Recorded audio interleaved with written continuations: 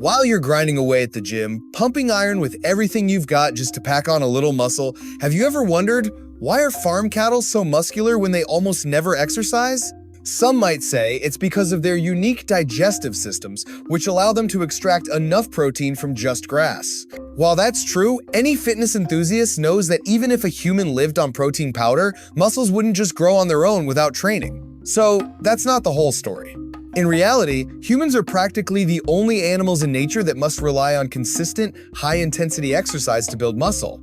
Other animals, like cows, sheep, horses, lions, tigers, and even our closest relatives, chimpanzees, can gain substantial muscle mass simply by eating enough and staying minimally active.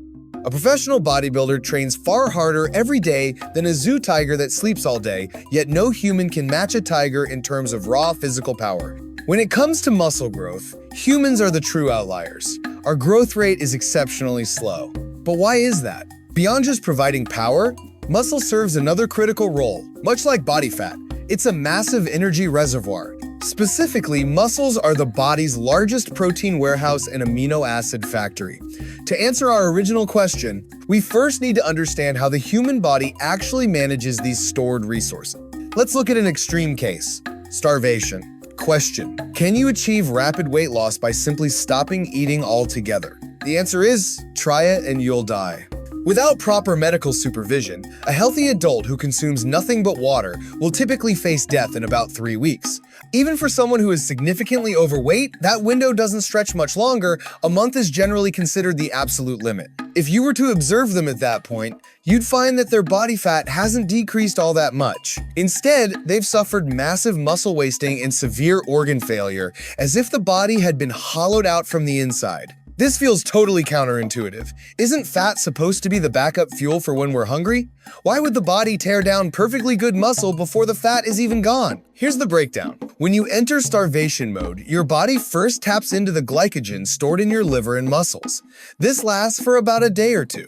To keep most of your tissues like your heart and respiratory muscles running, the body starts breaking down fat into fatty acids and glycerol. But there's a catch. These substances cannot fuel the brain. The brain demands glucose, and because the human brain is so much more developed than those of other animals, its energy requirements are massive. To keep the lights on up top, the body needs a steady supply of blood sugar. The primary raw materials for synthesizing glucose are glycerol and amino acids, but glycerol is incredibly inefficient at this task.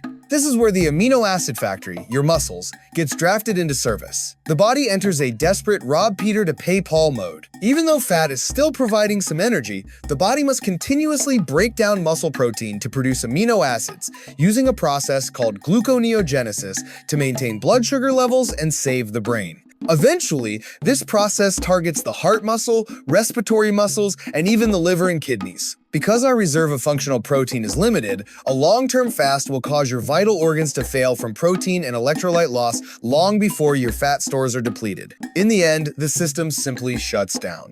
Now, compare our situation to the energy strategies of other animals. Unlike humans, who usually get 3 square meals a day, wild lions and tigers might only catch a break, and a meal every 3 to 5 days. A cow can survive for 2 months on nothing but water after grazing, and a bear, after bulking up, can go a staggering 6 months without eating a single bite during hibernation. Even after such a long stretch of starvation, they manage to keep their muscle mass largely intact. How do they pull it off? The answer is actually quite simple. At first, these animals react just like we do, breaking down muscle to produce the glucose needed to stay alive. But as soon as starvation kicks in, they flip the switch on a backup fuel source: ketones. Think of glucose as premium gasoline and ketones as alcohol fuel. It's not as efficient, but it gets the job done. More importantly, ketones are produced entirely from burning fat. The brains and organs of these animals are naturally hardwired to run almost entirely on ketones. After just a few days of hunger, their brains shift their metabolism so that up to 75% of their energy comes from ketones. Their other organs follow suit, and their basal metabolic rate drops significantly. This slashes their demand for glucose to the bare minimum, fundamentally protecting their muscles from being scavenged. Humans actually have a ketone mode too. In the fitness world, we call this being in a state of ketosis.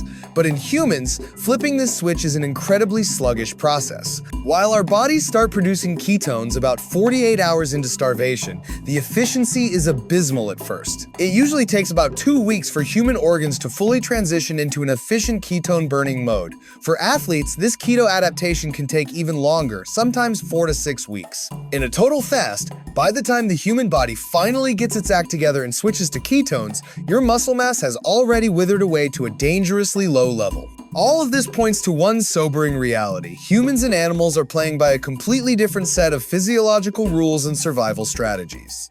The reason animals go to such great lengths to protect their muscle mass compared to humans is simple. For them, muscle is the ultimate survival tool. In the wild, powerful muscles ensure a predator can secure its next meal, while for the prey, those same muscles mean the difference between escaping or becoming dinner. The hand of evolution has pushed these creatures to develop larger muscles, more explosive power, and slower rates of muscle wasting. For them, building muscle is the top priority. Every bit of energy they consume must be immediately and continuously converted into athletic performance to handle the next hunt or the next escape. Now, compare that to humans. In our natural state, our muscle mass stays at a just enough to get by level. From a physiological standpoint, humans secrete exceptionally high levels of myostatin, a protein that acts as a growth brake, ensuring we almost never use extra energy to build unnecessary muscle.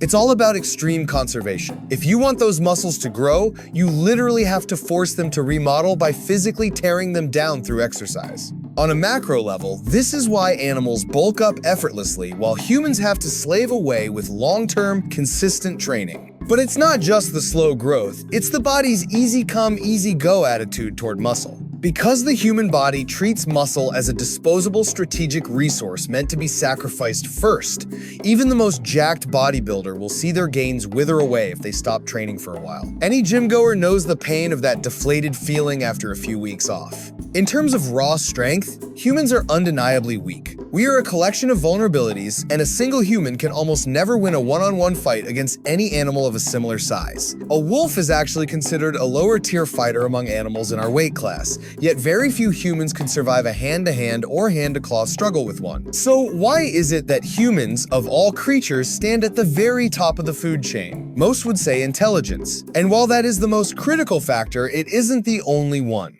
Humans have chased physical beauty since ancient times, but this obsession with muscles being too small only really kicked in last century with the rise of bodybuilding. Nowadays, we might be desensitized to the hulking physiques we see on social media, but in the ancient world, having a body like that would have gotten you worshipped as a god. You'd be written into mythology books because muscles that size are, from a biological standpoint, completely counterintuitive. They simply wouldn't exist in the wild. It's only because our modern productivity is so high, allowing us to pursue resources far beyond basic survival, that we've gained the capital to hack our own biology. But while our society evolves at light speed, biological evolution is incredibly slow. The bodies we inhabit today are essentially the same models our ancestors used tens of thousands of years ago. If we step into the shoes of those ancestors, we can finally understand why we evolved this specific muscle management system. Nature was our birthplace, but it was no cradle, it was a death trap. Our ancestors lived in constant anxiety over food shortages. Because of that, the base code of our body is designed for surviving in environments where resources are scarce. Finding food was the ultimate stroke of luck,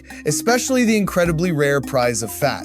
Once you realize this, you understand why our bodies cherish fat so much. It's treated as a premium, top-tier resource, only to be efficiently tapped into at the most critical moments. Interestingly, those critical moments are tied directly to how we lose weight, but we'll get to that later. Muscles, meanwhile, were relegated to a secondary status. This actually tracks back to our ancestors' hunting strategy. We, and primates in general, are naturally quite weak in terms of built-in lethality. A lion or tiger can snap a neck in one bite. A rhino's horn makes everyone steer clear. But the primate body lacks these one-hit kill weapons. Our best moves are biting or elbowing, which, in the grand scheme of the wild, are pretty pathetic. So, humans had to carve out a different path. First, as we all know, came the ability to make and use tools. Homemade weapons boosted our attack power, allowing us to actually wound prey. But even then, most animals have such explosive speed that they can flee even when injured. To counter this, humans evolved a secret weapon of our own: super endurance.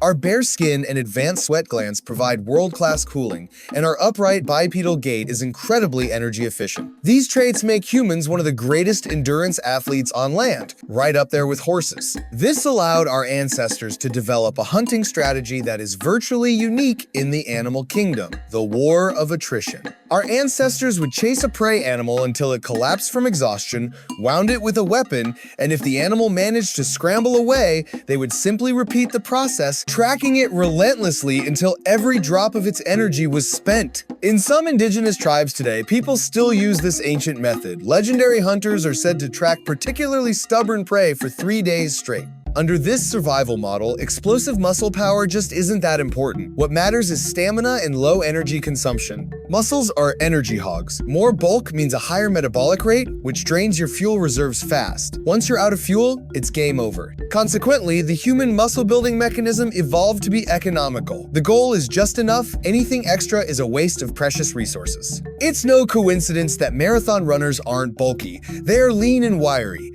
They may lack raw power, but their endurance is off the charts. This lean physique is, in fact, the blueprint nature designed for us. Remember that critical moment I mentioned earlier that triggers fat burning? Here's the reveal. It's long-duration aerobic exercise, like long-distance running. This mimics the hunting patterns of our ancestors. In the fitness world, the combo of a 70% full diet and steady-state cardio is considered the gold standard for natural fat loss. By staying slightly hungry, you trick your body into thinking resources are scarce, nudging it toward ketosis to burn fat more efficiently. Long-distance running simulates the hunt. In the wild, a successful hunt meant life-saving nutrients. A failed one meant starvation. It was literally do or die. Your body recognizes this as the critical moment to finally tap into those top-tier fat stores. If you aren't going to burn it now, when would you? Of course, cardio alone isn't enough. To keep your heart and lungs pumping during a long haul, your body still demands glucose. This is why the body continues to tap into its amino acid factory, and why cardio, while great for losing fat, can also lead to muscle loss. Ultimately, this uniquely human energy management system, favoring fat, sacrificing muscle, and prioritizing endurance, became our legacy. Without even realizing it, this physiological quirk helped pave the way for the rise of civilization itself. To put it simply, our endurance-based energy strategy makes us much more prone to hunger than other animals. Because we are built for stamina, our metabolism operates like a slow-burning candle, steady and constant. This means our bodies are burning fuel every single second, not to mention our massive, power-hungry brains that drain energy even when we're doing absolutely nothing. But here's the kicker. Because your body cherishes its fat stores so much, it refuses to tap into that massive energy warehouse for daily business. Instead, it stays obsessed with burning quick-access fuel like blood sugar and liver glycogen. These reserves are tiny and run out fast. As a result, unlike other animals, we are tethered to a schedule of steady, regular meals just to keep the lights on. In any other species, this constant hunger would be a survival flaw, but humans are the ultimate exception. We are smart enough to do what no other animal can. We change our environment to suit our needs. In a strange twist, the hand of evolution gave us this persistent hunger as a catalyst. To fight off that empty stomach, we stopped just reacting to the food right in front of us. We started to plan. We began to worry about the future, to hustle, to labor, and to innovate. Because we got hungry easily, we domesticated animals and engineered crops to ensure a stable food supply. Because we were physically weak, we forged blades, guns, and technology to armor ourselves against the wild. All of this, in turn, fueled the expansion of our brain capacity. It created a feedback loop. Our bodies shed unnecessary muscle and stopped synthesizing nutrients we could simply get from eating, funneling every spare resource into our brains. This made us even smarter, driving us to build more brilliant civilizations. Looking back, you have to admit, the path of evolution is one fascinating journey.